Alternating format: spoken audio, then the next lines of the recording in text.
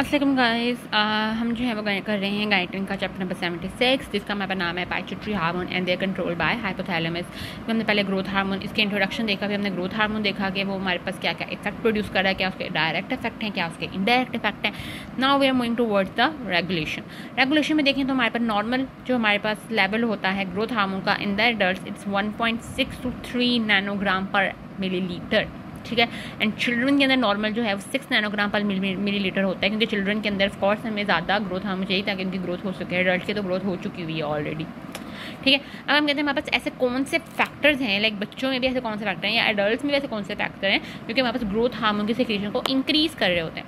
अब वो हमारे पास क्या है, हमारे पास है हाइपोग्लाइसीमिया, क्योंकि हमें पढ़ा था के इफेक्ट्स में कि ग्रोथ हार्मोन हमारे पास क्या कराता है, ब्लड की ग्लूकोज इंक्रीज करा रहा होता है, हाइपरग्लाइसीमिया करा रहा होता है। तो अगर हमारे पास कम होगी ब्लड में ग्लूकोज तो वो हमारे पास स्टिमुलस करेगा कि भाई ग्रोथ हार्मोन तुम रिलीज हो।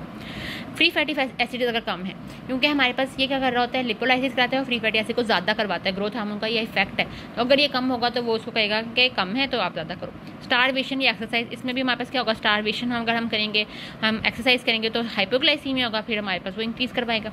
प्रोटीन डेफिशिएंसी अगर हम कहें, क्योंकि हमारे पास प्रोटीन की सेंथिसिस करा रहा होता है तो इसलिए भी हमारे पास इंक्रीज़ हो रहा होता है। इसके अलावा हम कहते हैं हमारे पास डीप स्लीप जो होता है, जिसमें हमारे पास स्टेज 3 और 4 जो है मेनली उसके लिए होता है। इसलिए हम कहते हैं कि हमारे पास जब बच्चे होते हैं उनको प्रॉपर में जो है वो अच्छी नींद चाहिए उनको, ठीक है, उनको एक्सरसाइज करनी चाहिए उनको, ठीक है, उनको हमारे पास जो है वो मतलब नहीं, उनको कोई स्ट्रेस वगैरह नहीं होना चाहिए, मतलब कुछ ऐसा नहीं होना चाहिए, ठीक है, क्योंकि हमारे पास इसमें क्या होता है, हमारे पास ग्रोथ हार्मोन इंक्रीज़ हो रहा होता है, ठीक है। अच्छी स्लीप अगर हम लेंगे, एक्सरसाइज करेंगे, एक्टिव रहेंगे। इसके अलावा हम कहते हैं हमारे पास ग्रेलिन, जो कि हमारे पास एक हार्मोन ही है, हार्मोन भी नहीं, एक हमारे पास सब्सटेंस है जो कि हमारे पास रिलीज़ हो रहा होता है बाय द GIT।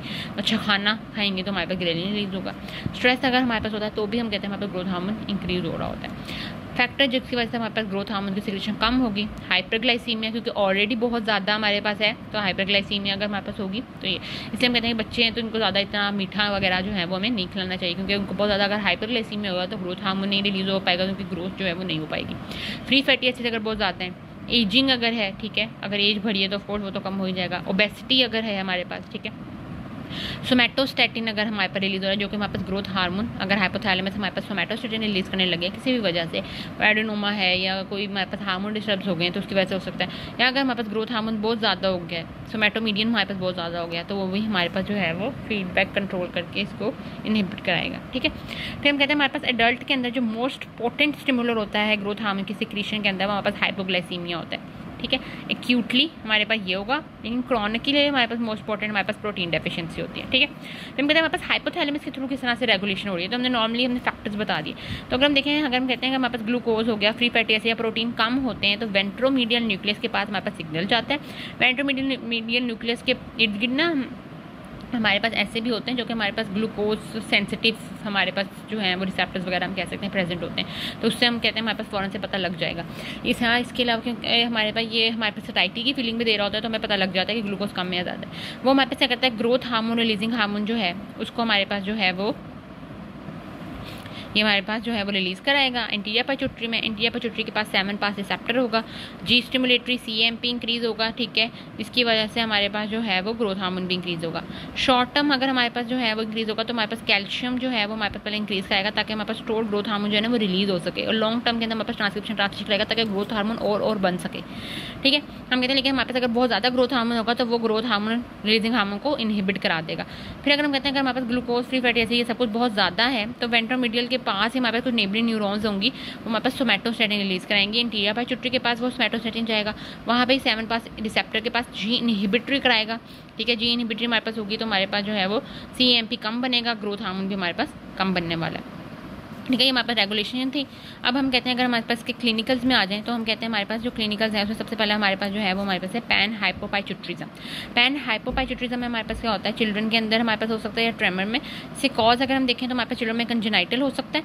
इसमें हमारे पास क्या होगा कि हमारे पास लाइक पाइट्यूटरी है ना ग्लैंड, उसी में हमारे पास जो है वो सही से हमारे पास हार्मोन प्रोड्यूस नहीं कर पाएगा, तो ग्रोथ हार्मोन भी हमारे पास कम होगा, FSH LH TSH सब कम होगा, लेकिन प्रोलैक्टिन हमारे पास ज़्यादा होगा, क्योंकि प्रोलैक्टिन इनहिबिटिंग फैक्टर जो है ना वो हमारे पास पाइट्यूटरी से रिलीज हो रहा होता है। और ऐसे ड्वार्फिज्म को हम कहते हैं पाइट्यूटरी ड्वार्फिज्म, क्योंकि ग्रोथ हार्मोन हमारे पास कम है तो पूरी हाइट जो है वो हमारे पास छोटी रह जाएगी। फिर हम कहते हैं हमारे पास एडल्ट में क्यों ट्यूमर हो सकता है, और ट्यूमर में मेनली हमारे पास क्रोमोफोब ट्यूमर्स हो सकते हैं या क्रेनियोफ्रिंजियोमास हो सकते हैं। फिर हमारे पास जो है वो शीहान सिंड्रोम हो सकता है।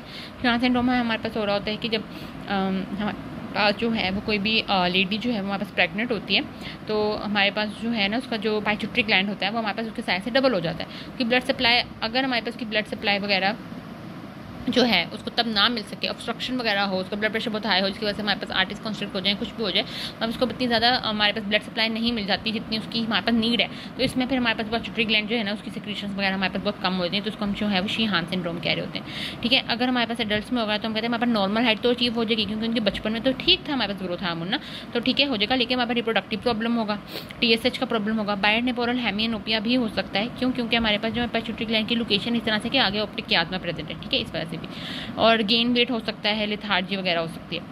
फिर अगर हम देखें तो हमारे पास ग्रोथ हार्मोन हम कहते हैं हमारे पास कम अगर रिलीज होगा तो हमारे पास ड्वार्फिज्म होगा, जिसमें पाइट्यूटरी ड्वार्फिज्म होगा, जब पैन हाइपोपाइट्यूटरिज्म होगा, और लेविलॉरिन हमारे पास होगा जिसमें हमारे पास ग्रोथ हार्मोन तो नॉर्मली एक्ट करे, लेकिन लिवर के ऊपर हमारे पास सोमैटोमीडियन जो है वो रिलीज नहीं हो पा रहा, इसकी वजह से हमारे पास कम होगा, क्योंकि सोमैटोमीडियन का हमने मेन फंक्शन कहाँ देखा था हमारे पास बोन के ऊपर, तो बोन में हमारे पास वो नहीं हो पाएगा। मतलब हम कहते हैं हमारे पास अगर जिजांटिज्म, अगर हमारे पास चिल्ड्रन जब चाइल्ड की एज पे होगा और हमारे पास बहुत ज़्यादा ये निकल रहा है, तो हमारे पास जो है वो जिजांटिज्म हो जाएगा, लॉन्ग होगा बहुत ज़्यादा। ठीक है, चिल्ड्रन 8 फीट तक का, हाइपरग्लाइसीमिया होगा, डायबिटीज मेलाइटिस हो सकती है, डेथ हो सकती है अर्ली एडल्टहुड के अंदर।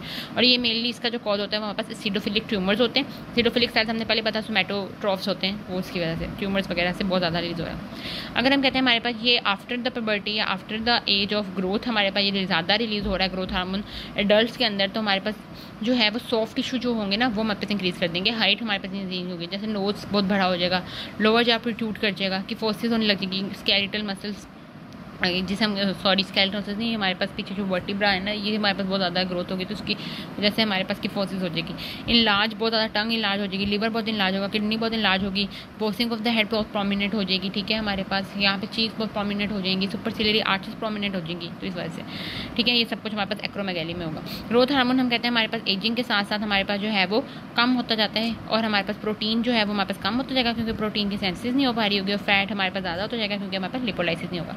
So that's all with the growth hormone. और ये हमारे पास जो 76 चैप्टर है ये हमारे पास में खत्म हो गया। नेक्स्ट हम जो है वो 77 करेंगे, इसके अंदर हम थायराइड हार्मोन पढ़ेंगे। तब तक के लिए अल्लाह हाफिज़।